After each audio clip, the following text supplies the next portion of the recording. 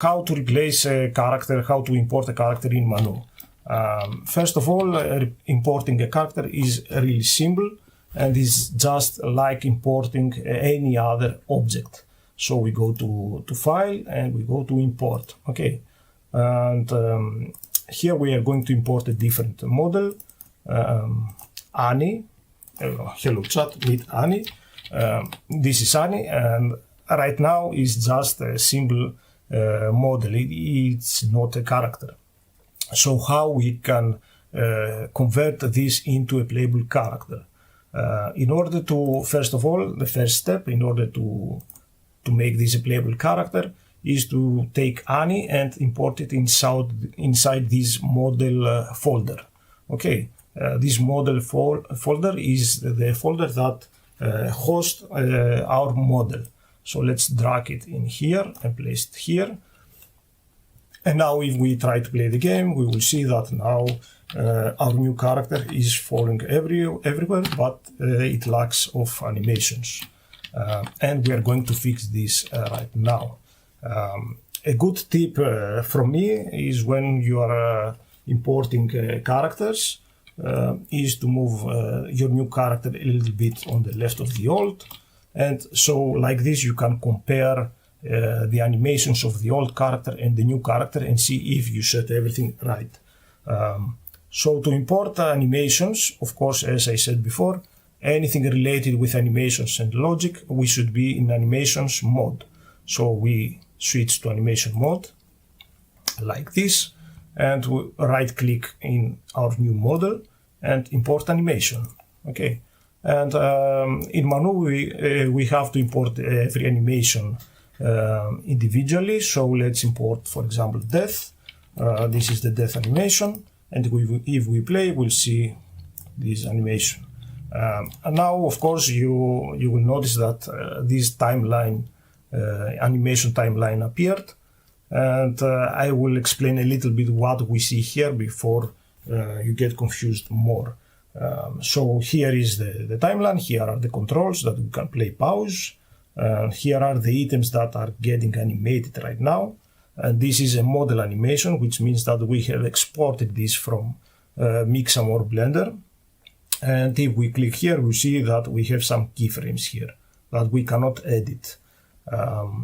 If we want to import anything in this animation, we can do it by clicking this Add Object and import anything we want to animate here.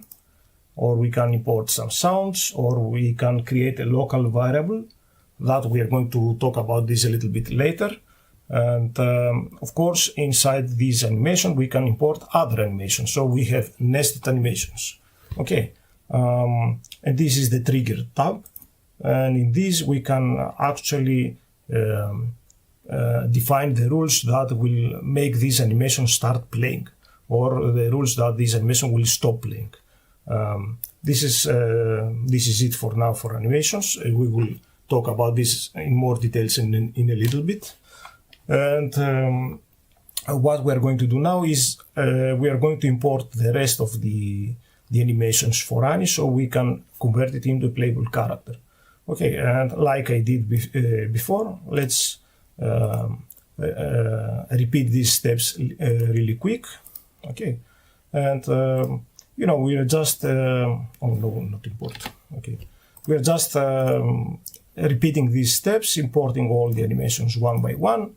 And if you want to know what animations, for example, my character should have, a good way is to open the old character and see all his animations. For example, let me show you. You see our character have these animations. So we can say from Mixamo, let's import this. Let's find something like this for our character, and you will understand how we are going to target this animation in a little bit.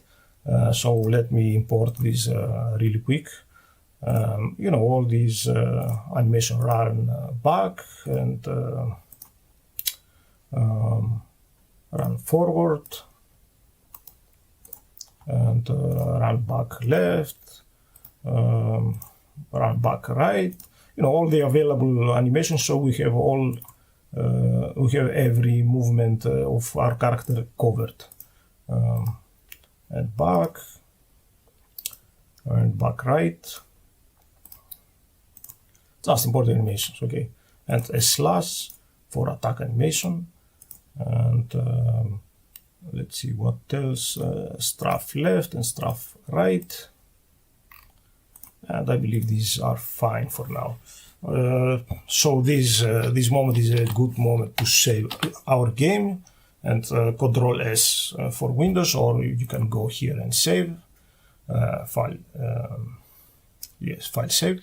And because you know it's good to always have this saved. So let's see now how to retarget the animation of our new model to our old model. So the default character contains a folder called animations for states. This is a really important folder because it contains a few animations, and these animations are not model animations. So we are not animations that contain model keyframes. These are animations that control the state of the character, not the character as a model, but the character as an object. And I will clear the confusion in a little bit. So if we click on here, you will see that inside here there is a nested animation of our character model. So this is the animation of our character model. And in the triggers tab, you will see some triggers that you might not understand yet. But I will just explain a little bit what these are. So when our character as an object is in idle state, then these will trigger this model animation to play. Okay, you don't have to understand this right now. At the end of the stream, these will make much more sense than right now. But just to know that these are state animations, okay, and animations that we have created inside MANU, not model that we have imported. Okay, so how to retarget now? Retargeting is really easy. We can just click this little plus sign, and here we click on that new track that we have just created, and navigate to our new model, and we add idle. Okay, so we are in idle, and this is the idle of our old character, and we have just imported the idle of our new character. And if we play now, we will see that both models are moving, are animating. Let me stop this for a while. And it's very important to disable this. So we don't want our old character's animation to keep playing, or you can delete it if you want.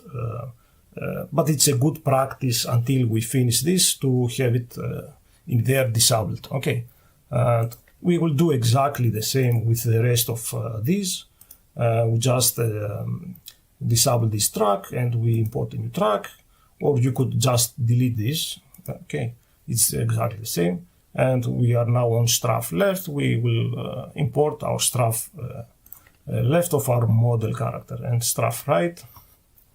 And again, add a new track. Don't forget to disable this. So strafe right. And this is right forward. I will make this, I will do this somehow. Let's do this. What's this? Right forward. Right back, right forward. So in any time if you get confused and you don't know if you have loaded the right animation, just enable this back again and just play and see that our character's animation matches. So we somehow are sure that this is the right one. So on the left, disable this, and left forward. Forward to diagonal left, and walk forward. It's a straightforward procedure. Run forward, and left, run back, and disable this, and run back. Oh, see, we did a mistake here. So let's say that we have imported the wrong animation, okay, like this. So we just delete and we import the right animation. So this is left pack, so let's choose the left pack. This is the right, so let's sub this and choose the right pack.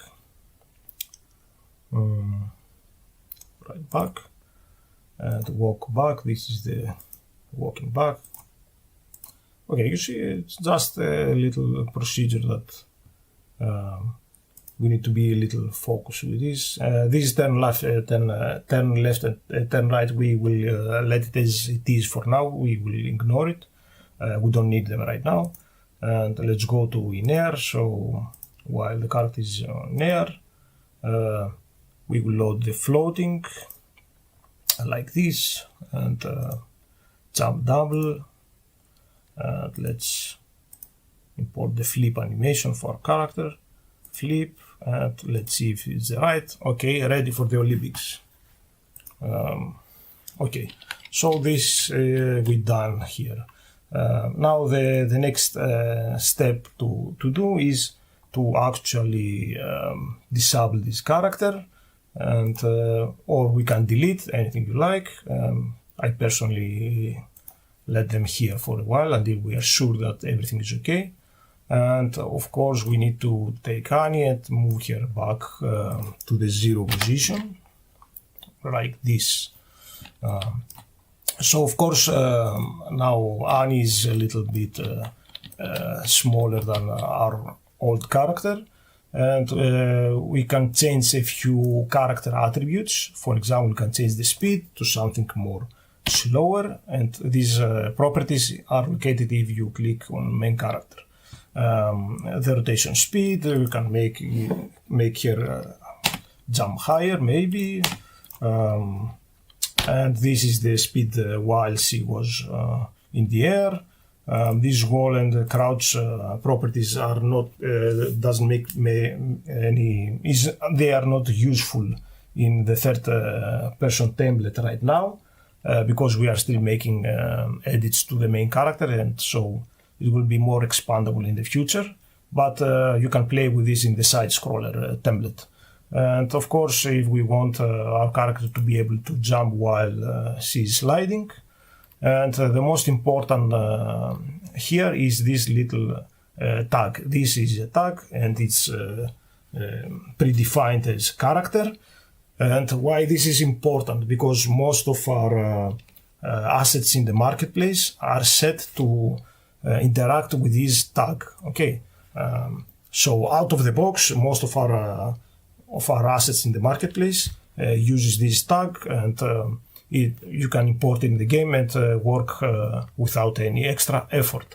Of course, now if we go to the physics tab, this is the physics tab. Okay, and we can see that this character has a collider, and we can adjust this collider to something that fits better. The character has its own gravity and mass. And of course, here are the variables for our character.